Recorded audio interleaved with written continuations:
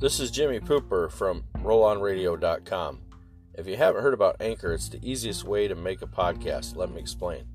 It's free. There's creation tools that allow you to record and edit your podcast right from your phone or computer. Anchor will distribute your podcast for you, so you can be heard on Spotify, Apple Podcasts, and many more. You can make money from your podcast with no minimum listenership. It's everything you need to make a podcast in one place.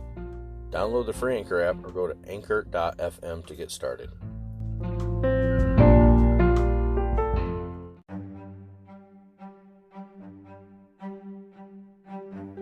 You're listening to Roll On Radio. Yes, it's the best podcast for truckers. RollOnRadio.com. Here we go.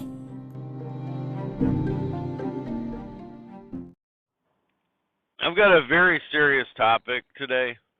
I mean, it's still going to be entertaining as I can make it, but, I'm not sure what the title is going to be yet, but I am assuming it's about something about why I don't think 18-year-olds should be driving a truck. And some of you may be like, yeah, they don't need to be driving a truck, they're dumb. 18-year-olds are stupid. 18-year-olds this. That's not what I'm referring to, okay? I don't believe that they're dumb, and I don't believe, that they would purposely do something stupid. Like some of them probably won't hold a cell phone while they're driving, like a lot of older truck drivers do that I see, which is ridiculous. Get a damn Bluetooth, like somebody with a halfway sense of fucking intelligence. All right, and excuse me because I'm talking while I'm driving and I've got a headset on.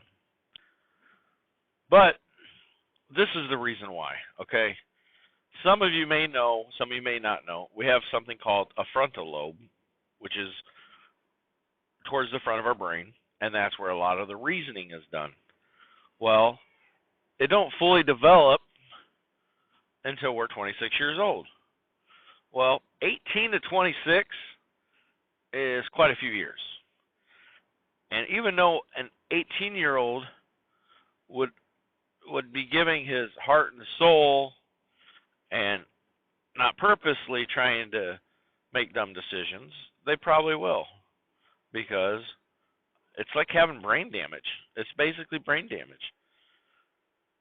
So am I saying 18-year-old CDL holders have brain damage? Well, it isn't necessarily the damage, it's just their frontal lobe is not fully developed. Therefore, they shouldn't drive. And you're like, well, 21-year-olds can drive. That's just a few years later. Yeah, there's a lot you learn from the age of 18 to 21. That's if you're kind of on your own. I mean, just think about it. This kid may have just got his license at 18. Kids are getting their licenses a little bit later than what a lot of us did when we were younger. Now it's like, yeah, they're not as, like when we were younger, oh, we want to drive. Some kids don't care because then they know they got to go to work or pay for a car or pay for gas. So a 16-year-old to 18, I mean, you're just trying to figure out who you are. I mean, can you imagine being over the road since you're 18? I mean, some of us had got to live life a little bit, but you throw in an 18-year-old out there for 2 to 3 weeks at a time, and he's just, I mean, it's hard for a 18-year-old just to get his first apartment, 3 or 4 blocks away from his parents and trying to survive. But, being an over-the-road trucker is uniquely different. I mean, you come across a lot of bad hombres out there, a lot of bad people. And, most of us know how to deal with it because we're just used to dealing with people from maybe factory work or whatever. You just know that people are pieces of shit. So an 18-year-old with an undeveloped brain driving a truck, and you're wondering, okay, who's really pushing this? Well, obviously, it's the trucking industry. And I've got a YouTube video about the American Trucking Association. Yeah, they're the ones really pushing it for the big companies because the big companies can afford the insurance and they want to take advantage of these young kids, not paying hardly anything, just like they've always done. Instead of, well, they like to call it the driver shortage, which there's no driver shortage, there's a money shortage. The federal government had done investigations and said it's simple economics, just like any other blue-collar work, where trucking needs to pay money based on the need for truckers, just like a factory needs to pay. Like if you're going to work at a fiberglass factory, it sucks, right? Chances are you're not going to be able to pay minimum wage and get somebody to work there. So you're going to have to bump it up a few dollars. People are happy if they can make a little above minimum wage and party. You'll get that crowd. I mean, sometimes just people trying to make ends meet and whatever, but you got to pay for what people, the demand. If you really want a worker there, you're going to have to pay the worker to be there, right? So, I mean, if I'm going to do some crazy hazmat thing, you better pay me. And that 5 cents an extra mile, yeah, right. I say drop that damn hazmat. So, yeah, if they don't want to pay anything to you, just think about it. If they're going to, give a big push, and when you're 18, you're like, oh my God, I can make $1,000, $1,200 a week. I can make $50,000 a year, $60,000, $70,000 a year. They're going to jump all over it.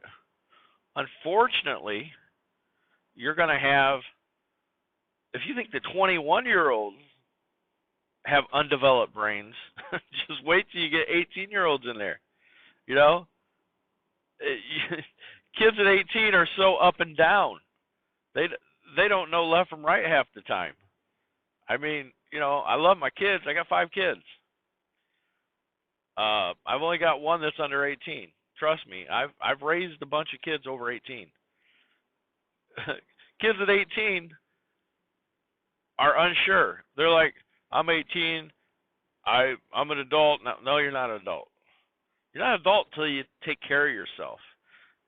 You're not, and just because you're out there working, you might be taking care of yourself because you got a room and you got a job.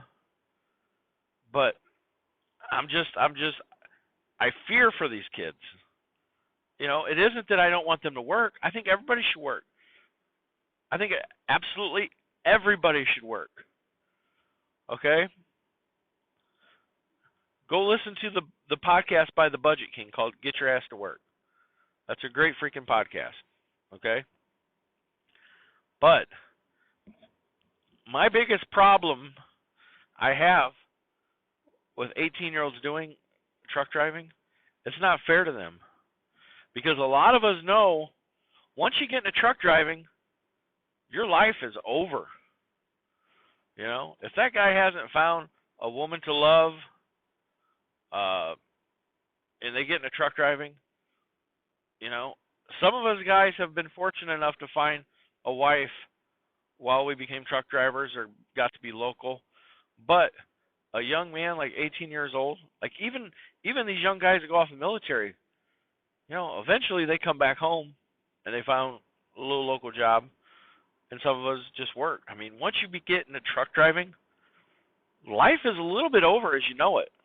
You can say goodbye to working 40 hours a week. You can say goodbye to even working 50 hours a week.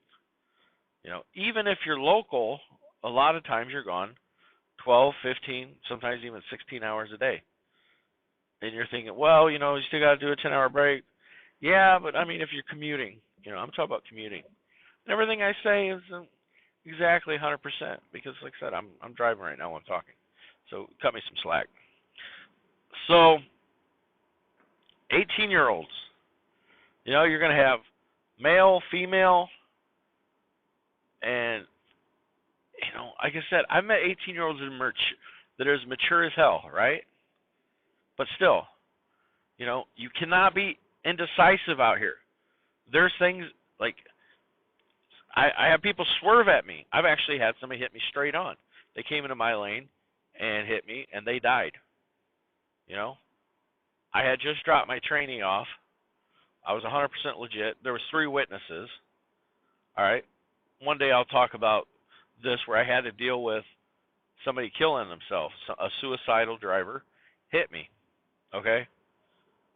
Thank God I was old enough and mature enough to know how to deal with it in that situation, because a young boy or young lady, that happened to them, that might have ruined their whole life. You know, I was to the understanding, okay, I had nothing to do with this. This person wanted to die. Matter of fact, they tried to kill me with them. Right? My company got me in a new truck the following week, and I went back to work.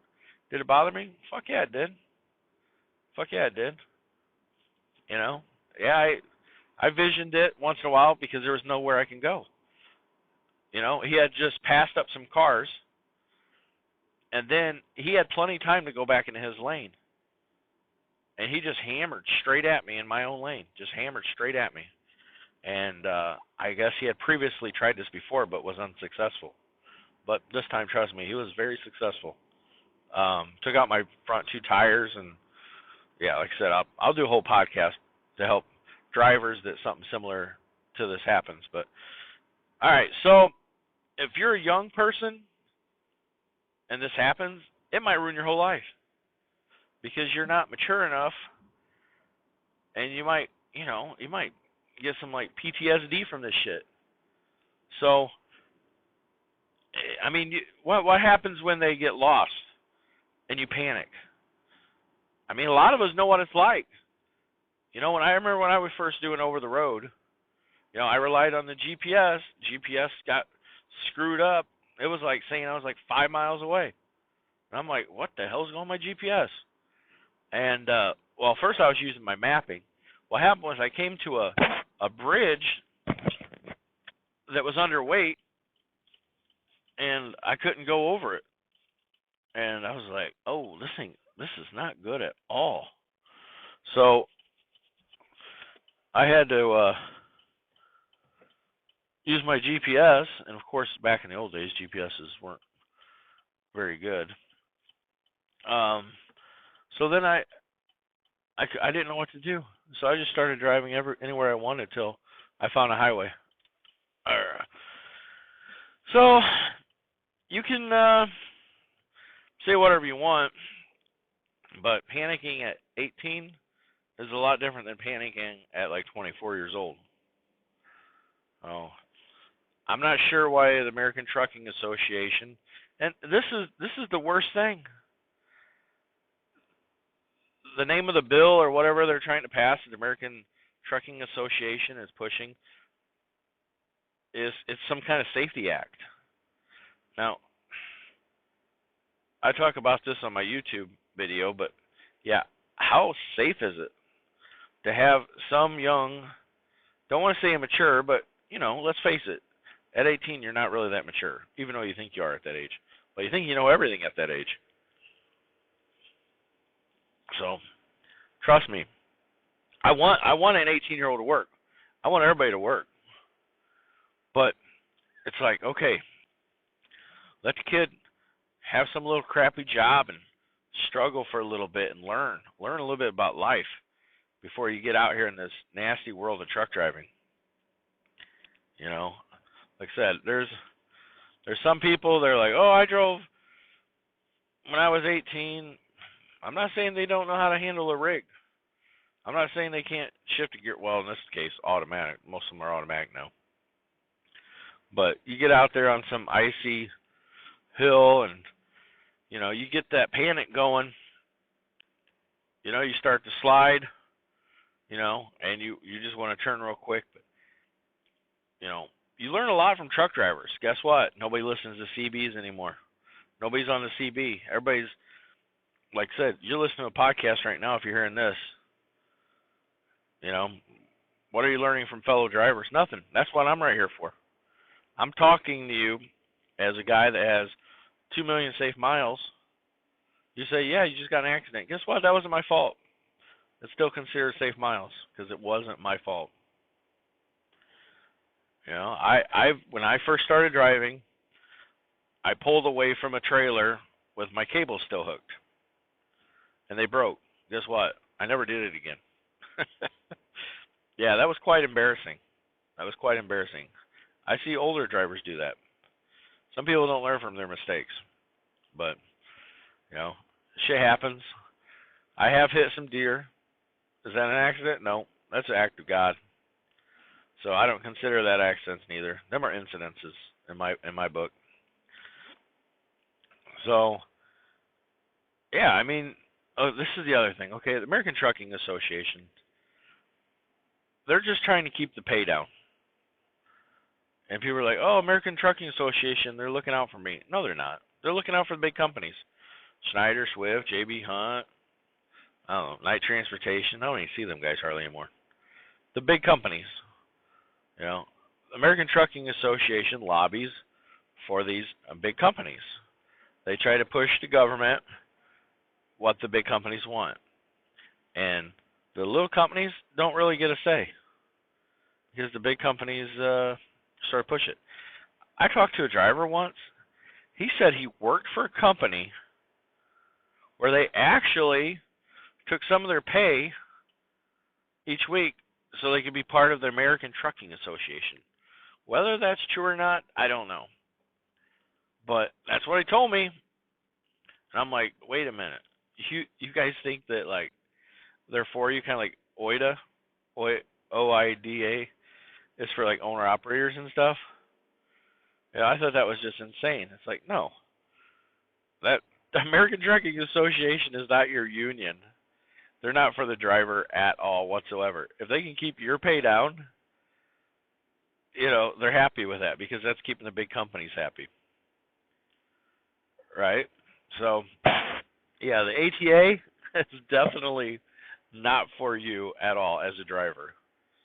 They like to say, driver shortage. We got to get 18-year-olds out here. We got to get more drivers. Well, yeah. Because the trucking companies definitely don't want to charge more because they can't. They all got to be competitive with each other. So, and to be competitive, they got to keep your wages down. They're like, oh, the biggest expense besides the driver pay is tires. Yeah. So, what they need to do is bump up other incentives. Kind of like when the Republicans and stuff cut taxes, big business hires more people, right? Well, what they need to do is just add more benefits, more money, and that'll bring in the drivers. With more drivers, they can deliver more freight. They can keep up to their contracts with these shippers and receivers, their customers. They can fill these contracts.